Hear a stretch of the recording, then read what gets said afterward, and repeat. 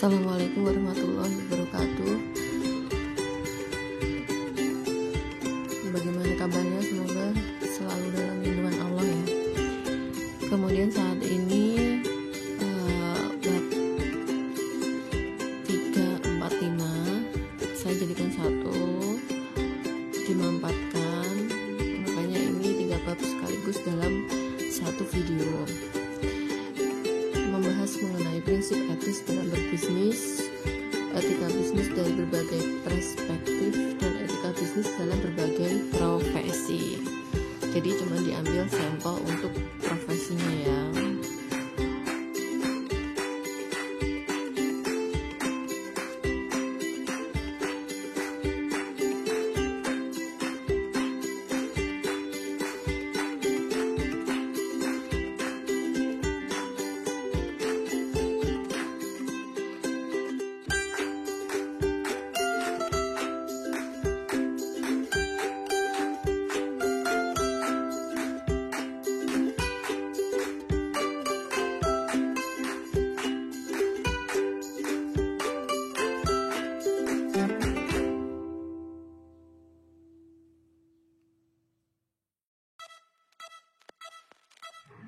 Peranan etika dalam berbisnis untuk membentuk suatu perusahaan yang kokoh dan memiliki daya saing yang tinggi, serta mempunyai kemampuan menciptakan nilai value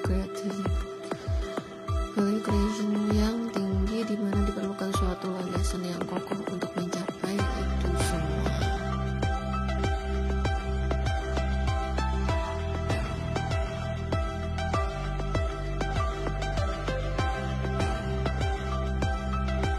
Sumber nilai etika dalam bisnis diantaranya agama, filosofi, budaya, hukum. Ini keempat-empatnya saling berkaitan ya. Norma, agama, terus kemudian ada filosofinya. Ini kaitannya juga dengan budayanya. Asal daerahnya berbeda, berarti etikanya yang dilaksanakan mungkin ada istiadatnya juga berbeda. Kemudian hukum. Selain hukum yang ada di Indonesia ini, hukum pemerintah juga ada hukum adat istiadat. Dalam prakteknya, kita dari berbagai suku bangsa di Indonesia aja budayanya berbeda-beda, apalagi yang di luar negeri pasti banyak perbedaannya. Makanya tidak lepas antara budaya, kemudian dalam hal berbisnis juga diperlukan etika. Jadi semuanya saling berkaitan ya. Budaya tiap bangsa berbeda, kemudian bisnis bidang apa, terus kemudian etikanya biasanya seperti apa. Kalau misalnya budayanya ketimuran, kalau kita di sini misalnya kalau mau bertamu ya mengetuk pintu, terus kemudian mengucapkan salam ya, sesimpel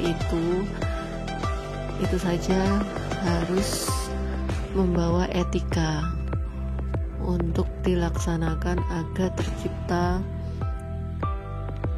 hubungan yang baik.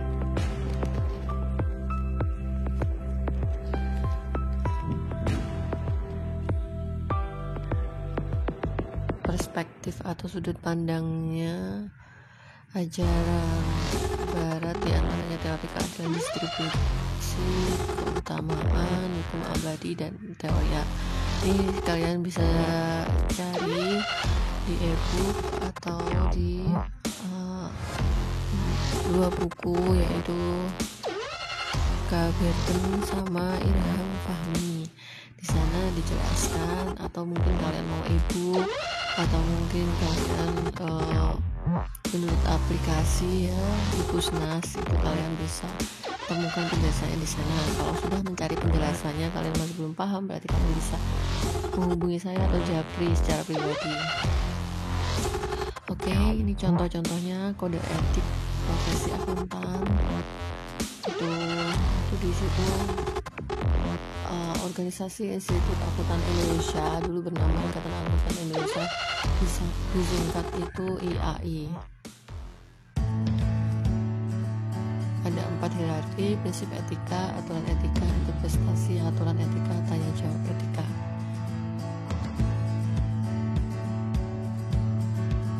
Kode etik profesi advokat